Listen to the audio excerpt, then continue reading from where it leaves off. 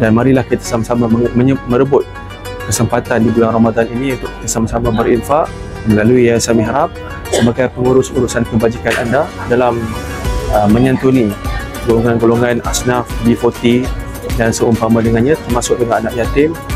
Dan kita doakan mudah kita sama-sama tergolong dalam orang-orang yang diberikan redha daripada Allah Subhanahu Wa Taala dan dapat diterima amal ibadah di sepanjang bulan Ramadan ini.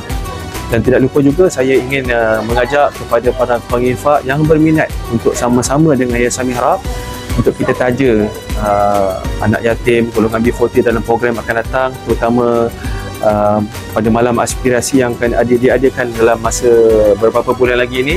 Marilah sama-sama kita bantu, marilah kita sama-sama memberikan kerjasama kepada program yang baik ini, dan kita doakan mudah-mudahan usaha yang murni ini dapat membantu golongan-golongan yang saya sebutkan sebentar tadi untuk mereka ni diberikan peluang, diberikan kegembiraan, dan kita berkongsi rezeki yang diberikan, dan ini dapat secara tidak langsung memberikan banyak manfaat kepada umat, insya-Allah. Jadi itu saja daripada saya. Assalamualaikum warahmatullahi wabarakatuh.